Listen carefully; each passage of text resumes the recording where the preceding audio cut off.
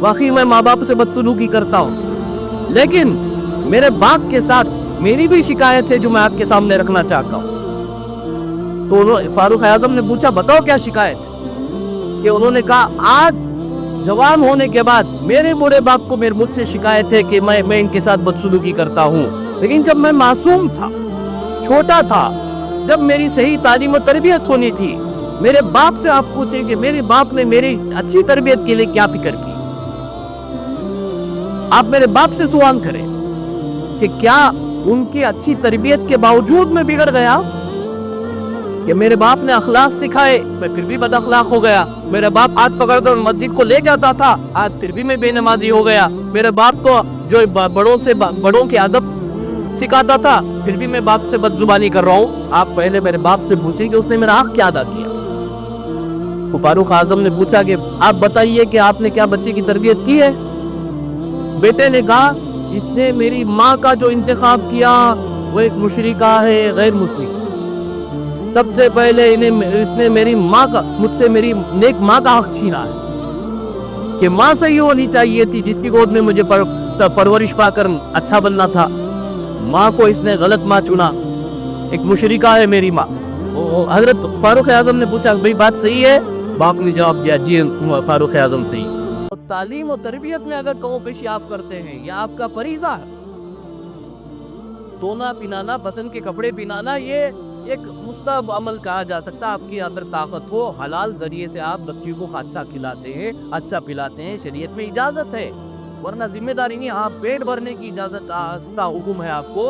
आप चिकन खिलाएंगे, मटन खिलाएंगे, कबाब खिलाएंगे, बिरयानी खिलाएंगे, सूखी रोटी खिलाएंगे, शरीयत में आपसे सवाल नहीं। आपको जो ताकत होगी वो खिलाएं, बस खत्म, आपकी जिम्मेदारी अदा हो गई। आपको जो ताकत कपड़ा आप पिनाएंगे, आपकी जिम्मेदारी अदा हो गई। लेकिन तालीम और तरबियत में अगर आप कमोबेशी करते हैं, आप समझते हैं कि इतना बेफिक्र कर रही हूँ बच्ची को, खाली किताब मदरसे में जाकर पढ़ रहे होगे, मेरी जिम्मेदारी माँ होने का हक मैं अदा कर डाली। खुदा की कसम, आपने 10% भी हक अदा नहीं किया, 90% अभी बाकी है आपका। सिर्फ किताबें उलटने से, किताबें खत्म करने से तालीम और तरबियत नहीं हो जाती। तरबियत की जिम्मेदारी माँ की जिम्मेदारी है, और माँ के लिए बच्चों का होना जरूरी है। माँ का बेहतरीन किरदार बच्चों के लिए नमूना है। ये जब तक इसकी फिक्र, जिम्मेदारी को हम समझेंगे नहीं और बच्चों के ताल्लुक से हम फिक्रमंद होंगे नहीं, ये ना तालीम होगी ना तरबियत होगी। तालीम यहाँ तो हो रही है अल्हम्दुलिल्लाह, टीचर्स पढ़ा रहे हैं, लेकिन सही रिजल्ट इसका आप सालों बाद, 3 साल बाद, 4 साल बाद आकर कहेंगे, अगर बच्ची 3 साल से पढ़ रहे, अब तक नमाज़ान की पाबंद नहीं हुई, 3 साल 4 साल से पढ़ रहे, अभी पर्दा नहीं करती, खुला नहीं करती, माँ को जवाब देती है, फुलां देती है। ये घर आप कहीं ना कहीं देखेंगे कि घर के गलत माहौल का असर, घर के गलत माहौल का असर, या आपका तवज्जो ना देना। आपके लिए, आप बच्चे के लिए आपके पास वुसअत है, पहले ये आप देखिए। आपने माँ होने के नाते, बाप होने के नाते कब बिठाकर आपने सहाबा के किस्से सुनाए थे? आप कब बिठाकर ये नसीहत की थी कि बेटे बड़ों से बात करने का तरीका क्या है? कोई पुकारे तो जवाब किस तरह दिया जाता है? गलती हो जाने पर गलती को मान लेना, ये इंसानी सिफत होती। हाँ, कब हमारी तरबियत ऐसी हुई थी? बस गुस्सा आने पर डांट देना या गाली गलौज कर देना, किसी को हम तरबियत समझने लगे। गुस्सा कर देना ये तरबियत नहीं होती। बच्चे गुस्से के मुस्तहिक नहीं है, बच्चे आपके प्यार के मुस्तहिक हैं, आपकी ममता के हकदार हैं, आपकी मोहब्बत के मुस्तहिक हैं। आप प्यार से समझाएं, बिठाएं, ये बताएं कि औलाद को, मतलब बेटी तुझे क्या करना है।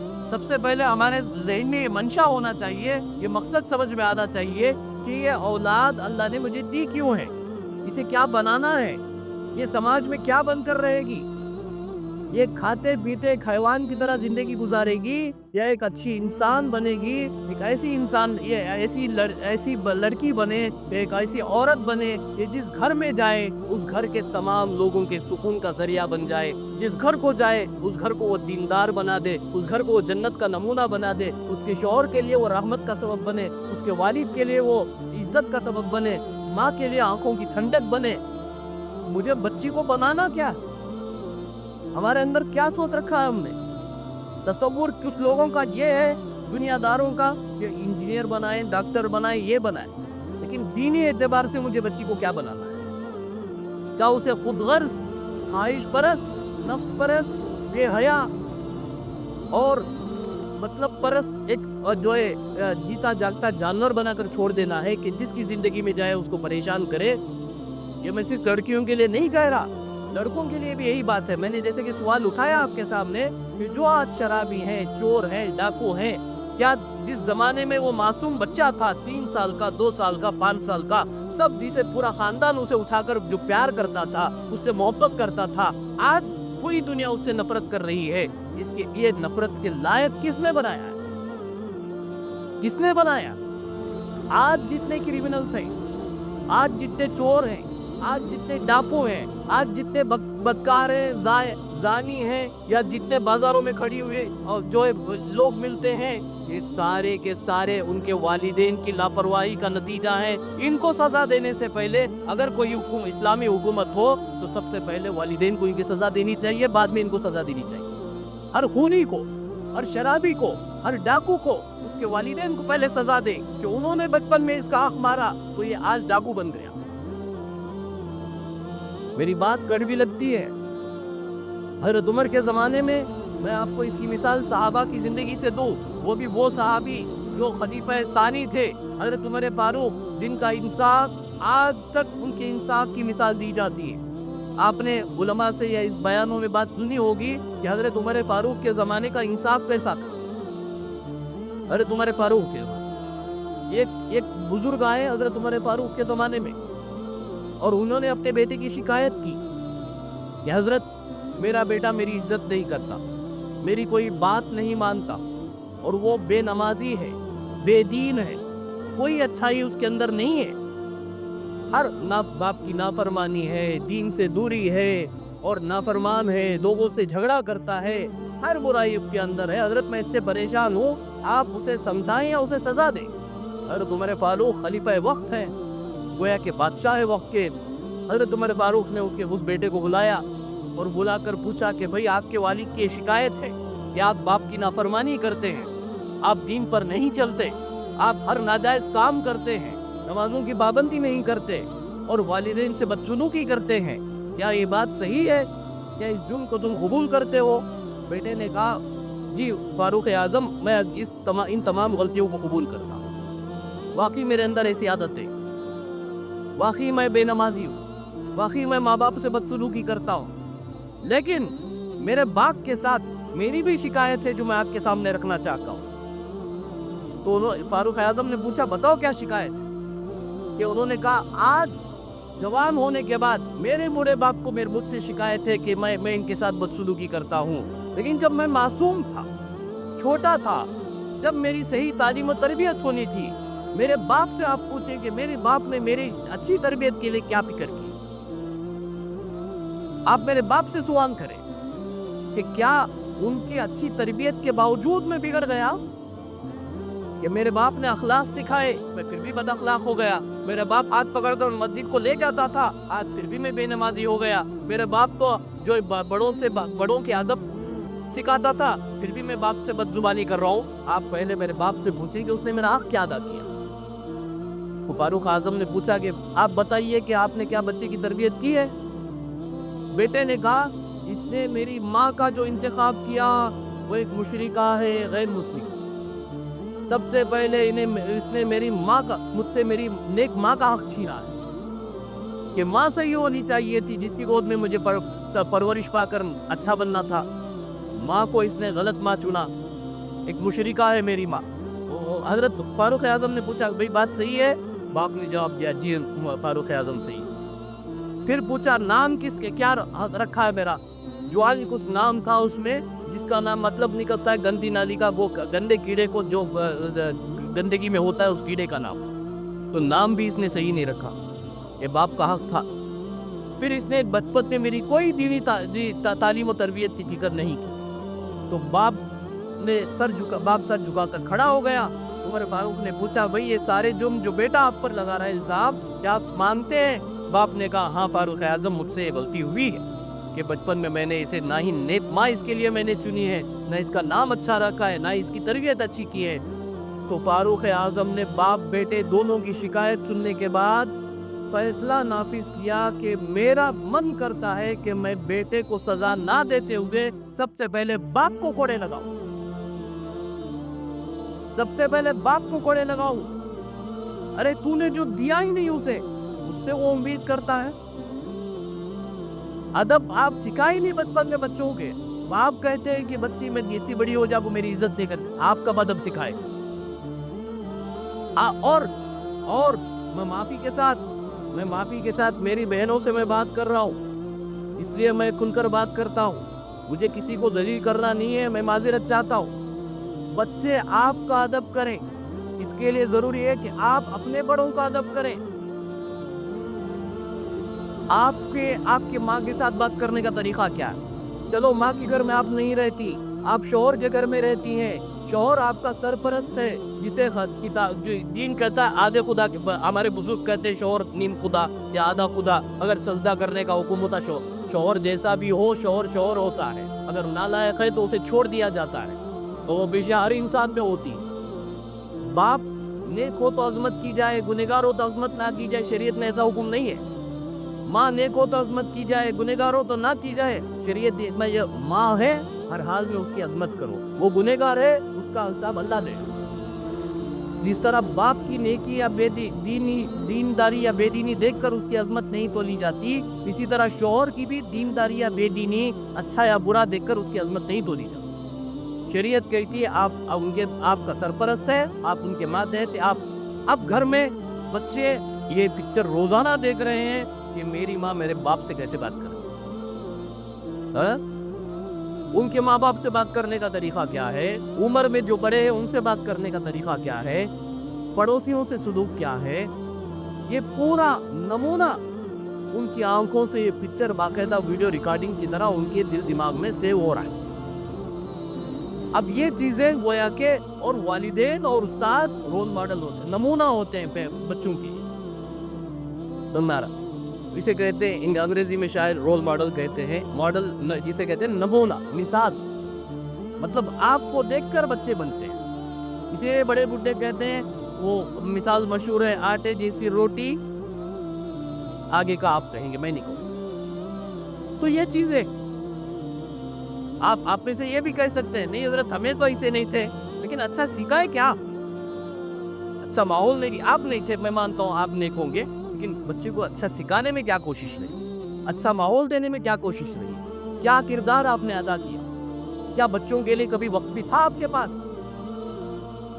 ایک کڑوا سوال میں کر رہا ہوں میری ماؤں سے، کیونکہ ہم یہاں، میں یہ جو سوال کر رہا ہوں، ہم یہاں صرف کورس چلانے کے لیے برائے نام ایک سرٹیفکیٹ دے کر، جو ہے برائے نام عالم کا یا مدرسے کا ٹائٹل دے کر، یہاں سے جو ہے تربیت سے خالی بد اخلاق بچی کو یہاں سے نہیں نکالنا چاہتے۔ ہمارا مدرسہ پڑھانے اور چلانے کا مقصد ایک نیک اور دیندار معاشرے کو وجود میں لانا، لیکن ہم دیکھ رہے ہیں کہ ہم لاکھ کتابیں پڑھائیں، لاکھ نصیحت کریں، لاکھ جو ہے بچوں کو سمجھانے کی کوشش کریں، گھروں کے برے ماحول سے، جو ہے معاشرے کے برے ماحول کی وجہ سے ہماری ساری تعلیم و تربیت پانی میں بہہ رہی ہے، ہماری محنتیں بیکار جا رہی ہیں۔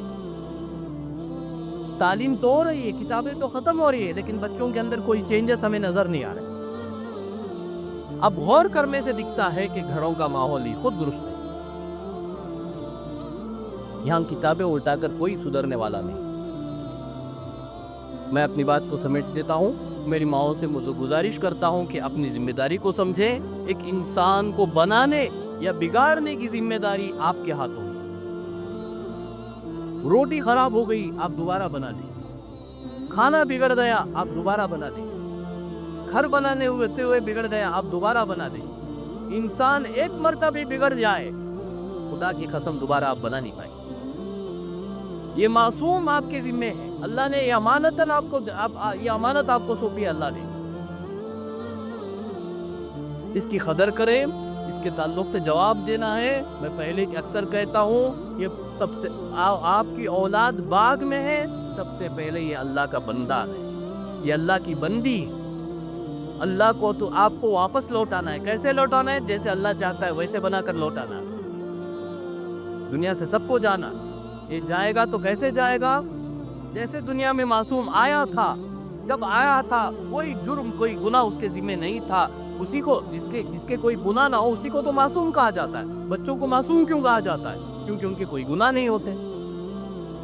لیکن جب دنیا سے جائے تو بھی معصوم جائے.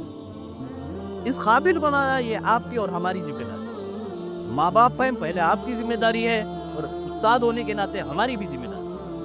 میں یہ باتیں والد ہمارے ٹیچر سے بھی کہا کرتا ہوں. آپ پوچھیں کبھی, یہ صرف آپ سے نہیں کہتا میں, کہ ہم جو بگڑا ہوا سماج دیکھ رہے ہیں, جو ہمارا معاشرہ بگڑا ہوا دیکھ رہے ہیں, اور جو معاشرہ بگڑا ہوا دیکھ کر, آج کی بے حیائی دیکھ کر, آج کی حرام کاریاں دیکھ کر ہمیں جو پڑھن ہوتی ہے کہ مسلمانوں کو کیا ہو گیا ہے کہ حلال و حرام کی تمیز نہیں, غلط معاشرے میں جی رہے ہیں, بے ڈھنگی زندگی جی رہے ہیں. یہ بات تو ہمیں چکی ہے. لیکن یہ معاشرہ جب بچپن میں ان کے جو ہے تربیت کا وقت تھا تب ان کی صحیح تربیت نہیں ہوئی, تو یہ آج یہ بگڑا ہے. ان کو حلال و حرام نہیں سکھایا گیا, ابھی حلال و حرام کی تمیز کے ساتھ زندگی نہیں گزارتے, ان کو صحیح غلط نہیں بتایا گیا, تو اب صحیح غلط ان کی زندگی میں کوئی معنی نہیں رکھتا. اب ان کے نزدیک اچھی خاصی زندگی, پیسہ, عیش و عشرت یہی معنی رکھتی ہے.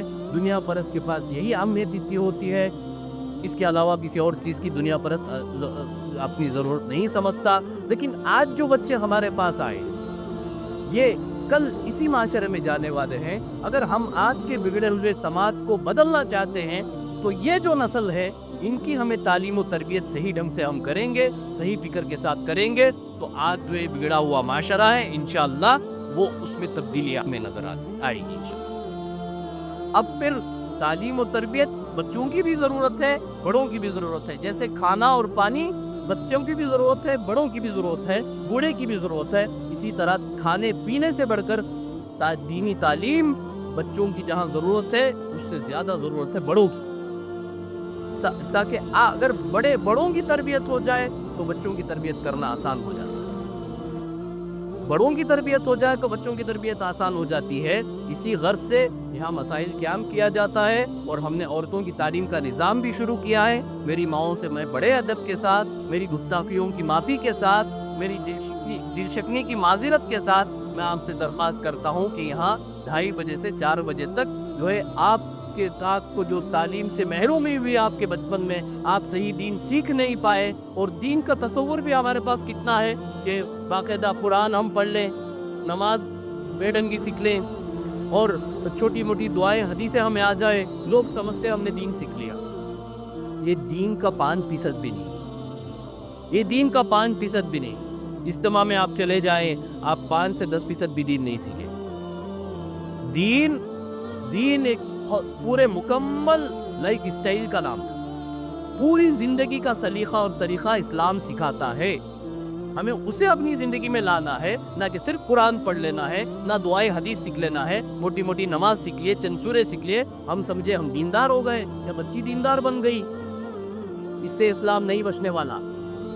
قرآن پڑھ لینے سے محض اسلام نہیں بچنے والا. اسلام کی پوری روح اگر آنی ہے تو اسے جو ہے اسلام کے 5 شعبوں کو مکمل کرنا ہوگا. وہ 5 شعبے کیا ہوں گے, مکمل دین کسے کہا جاتا ہے, آپ کو مدرسے میں آنے کے بعد پتہ چلے گا. اس سے پہلے اگر کوئی اپنے آپ کو دیندار مانتا ہے تو وہ غلط فہمی میں ہے, اپنے آپ کو دیندار خدا کے لیے نہ سمجھے. دین کی خوشبو آپ نے چکھی ہے, دین آپ نے اب تک نہیں سیکھا. جن کو بھی دعویٰ ہے کہ ہم باقاعدہ ہم جو ہے جماعتوں میں مست لگاتے ہیں, جو ہے قرآن ہم پڑھ چکے ہیں, الحمدللہ ہم جو ہے نمازوں کے پابند ہیں, جن کو یہ دعویٰ ہے ان کے لیے میں کہہ رہا ہوں آپ نے بھی دین نہیں سیکھا. جب تک آپ مدرسوں میں نہیں آئیں گے, دین صحیح آپ نہیں سمجھیں گے, اہل علم کے پاس جب تک نہیں آئیں گے, آپ کو دین کی بوباس بھی نہیں آپ کو نصیب ہونے والی ہے. آپ آئیں, پہلے سمجھیں, پڑھیں, آپ کو پتہ چلے گا کہ دین کیا چیز ہے, کتنا ضروری ہے, اور دیندار ہونے کا فائدہ کیا ہے, دنیاوی فائدہ کیا ہے, اخروی فائدہ کیا ہے. لوگ صرف یہی سمجھتے ہیں کہ دیندار بننے کا مطلب جنت جہنم کی بات, خالی خبر حشر کی بات. یہ تک سمجھے کہ دین اصل آخرت کی ضرورت ہے. خدا کی قسم ایسا نہیں ہے. دین ہماری دنیا کی ضرورت ہے, آخرت کی بھی ضرورت ہے. دین کے بغیر، اسلامی تعلیمات کے بغیر نہ ہماری دنیا، ہمارا معاشرہ جو بگڑا ہوا ہے، ہماری زندگی میں جو پریشانیاں ہیں، ہمیں جن رشتوں سے شکایت ہے یا ہماری وجہ سے جو رشتے پریشان ہیں وہ بے دینی کی وجہ سے ہیں۔ کوئی دیندار انسان کسی اپنے رشتے کے لیے پریشانی کا سبب نہیں بنتا۔ کوئی دیندار عورت اپنی شوہر کی پریشانی کا سبب نہیں بنتی۔ کوئی دیندار ماں اپنے بچوں کی حق تلفی کا ذریعہ ہرگز نہیں بن سکتی۔ جو دین کو سمجھے گی وہ اپنے بچوں کا بھی حق ادا کرے گی، اپنے شوہر کا بھی حق ادا کرے گی۔ کوئی دیندار شوہر اپنے بیوی کے ساتھ بدسلوکی نہیں کر سکتا، چاہے اگر آپ کہیں گے کہ حضرت داڑھی جبے والا، داڑھی جبا یہ ہے، وہ یونیفارم ہے۔ داڑھی جبا ہونا دیندار ہونے کی علامت نہیں ہے۔ ہمارے معاشرے میں برقع حجاب داڑھی جبے سے لوگ ٹھگنے لگے۔ ہر داڑھی والے کو کہتے ہیں مولوی صاحب۔ کیا مولوی صاحب پہننا اتنا آسان ہو گیا کیا؟ وہی آپ کہہ دیجئے ہر وائٹ ٹی شرٹ پہننے، ہر وائٹ شرٹ پہننے والے کو کہہ دیجئے ڈاکٹر صاحب، ہر خاکی یونیفارم پہننے والے کو کہہ دیجئے، چیمبر پاک کرنے والا بھی خاکی پہنتا ہے، پولیس بھی خاکی پہنتا ہے۔ ہر خاکی پہننے والا پولیس نہیں ہوتا، ہر وائٹ جو ہے جھپا ڈالنا مولوی نہیں ہوتا۔ جو دین پڑھا ہے وہ مولوی کہلانے کے قابل، اور جو واقعی جو دین پڑھ لے، جو مرد پڑھ لے، وہ کبھی اپنے ماں باپ کا نافرمان نہیں ہو سکتا، وہ کبھی ماں باپ کو بھلا کر زندگی نہیں گزار سکتا، وہ کبھی بیوی کے ساتھ ظلم کرنے والا نہیں ہو سکتا، وہ کبھی بچوں کے ساتھ زیادتی کرنے والا، ان کا حق مارنے والا نہیں ہو سکتا۔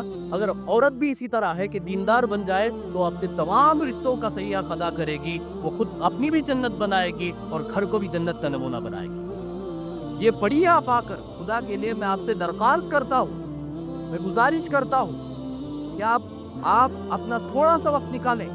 ہم اس کے لیے آپ سے فیس نہیں چاہتے، آپ سے کوئی رقم نہیں چاہتے۔ خدا کے لیے آپ اپنا وقت نکالیں، آئیں اور دین سیکھیں، اپنی دنیا و آخرت کو بہتر بنائیں۔ انشاءاللہ دیکھیں اس کی برکت سے آپ کی گھروں کی پریشانیاں دور ہو جائیں گی انشاءاللہ۔ میں آپ سے وعدہ کرتا ہوں آپ کی روزگار کی پریشانی دور ہوگی انشاءاللہ۔ آپ بیمار ہیں، اللہ تعالیٰ آپ کو صحت عطا کریں گے۔ آپ پریشان حال ہیں، اللہ آپ کو سکون عطا کریں گے۔ پہلے دینداری کو گھر میں لائیں، اپنی زندگی میں لائیں۔